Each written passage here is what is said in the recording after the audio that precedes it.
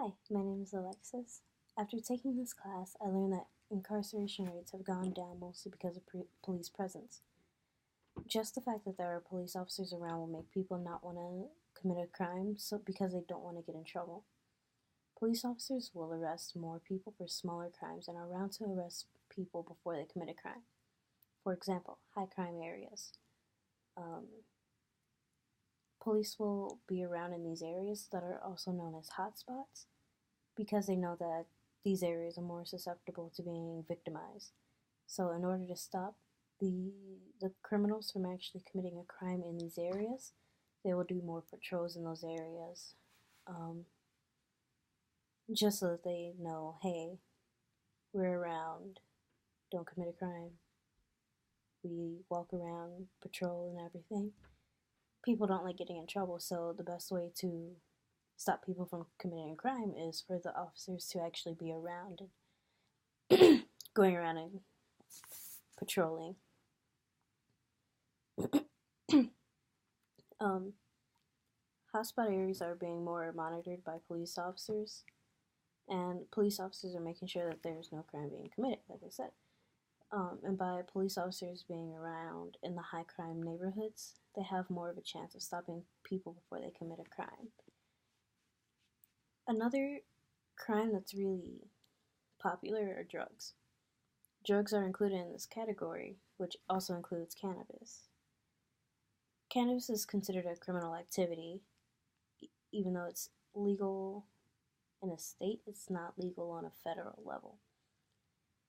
Police officers would arrest people for having marijuana on them, no matter how small it is. I know that they can give you a citation for having it on you, but there are still some officers who will arrest you for having marijuana on you, and then that way they can charge you with something else, depending on what else they find in your car. So if they pulled you over for a small traffic stop, they smell cannabis on you, there is a chance that you can either go to jail depending on how much you have on you, or they can give you a citation.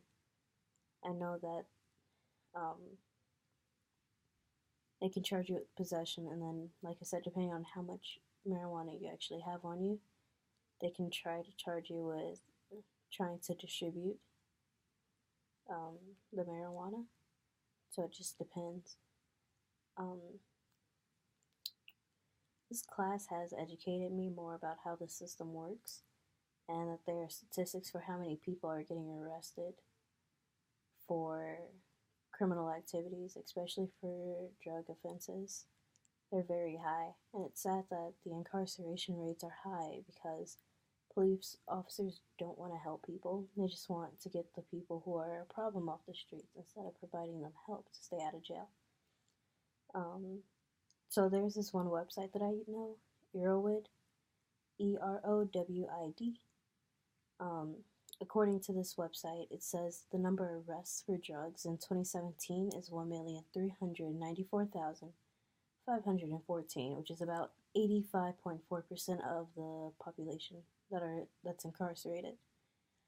And then the amount of people who are arrested for marijuana in 2017 is 659,700.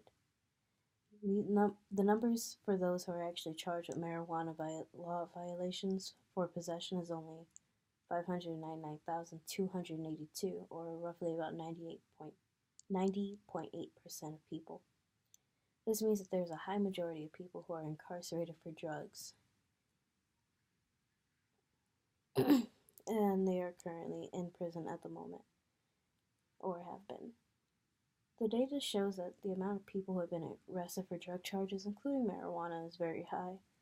And it's unfortunate that there are people who have been arrested for something as small as marijuana, whether it's just having it on them or actually selling it, instead of getting them help to make sure that these people don't fall back into the habits when they get out of jail. So instead of giving out rehabilitation programs or helping them stay away from drugs, sometimes the system just wants people to stay in prison because they don't want to actually offer the help. So when people are arrested and they get out, instead of teaching them how to become part of society again, they just leave them, just give them their stuff and let them leave, instead of teaching them how to become part of society again. And it's weird for some people when they get out of jail because they don't know much about what's going on currently. And so,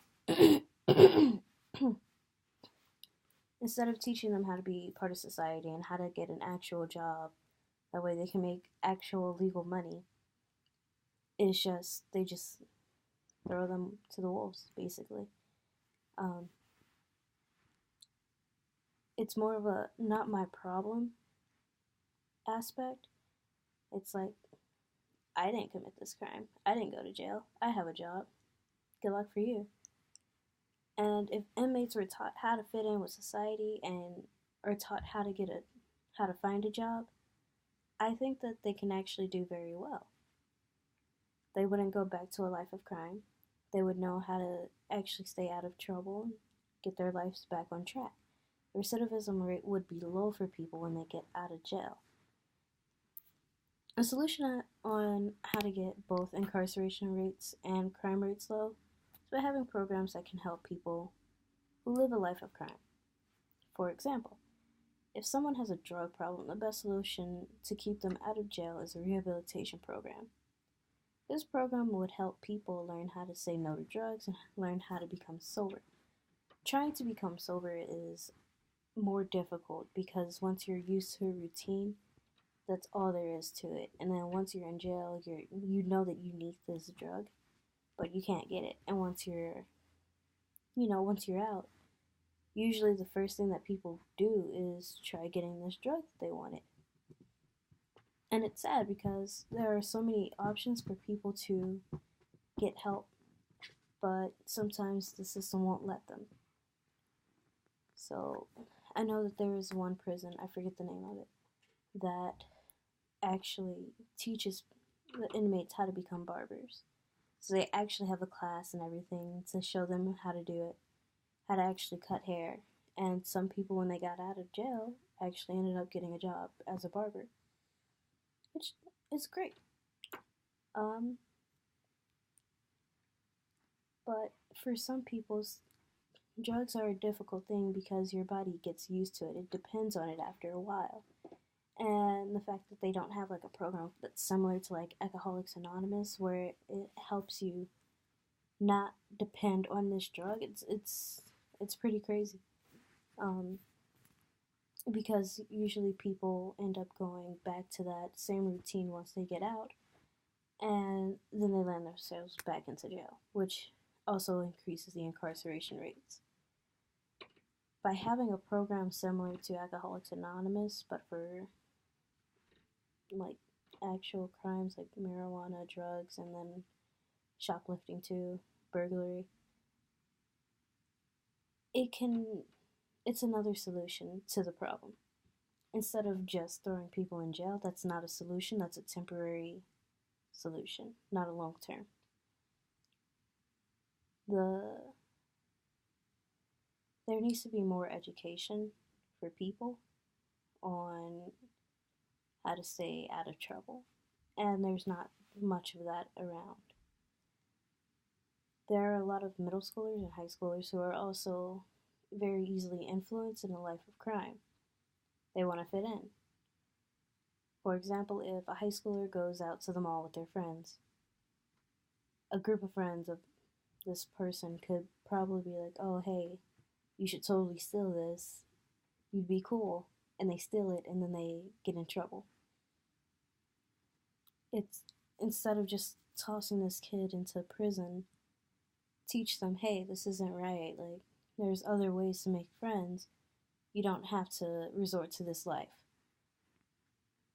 That's why I think that instead of throwing people in jail and just calling it a day, there should actually be programs to actually help people stay out of trouble. And unfortunately, there's not many of those, especially for young people who are so easily influenced. But yeah, those are basically my solutions to how to keep crime rates down while also keeping incarceration rates down. Thanks.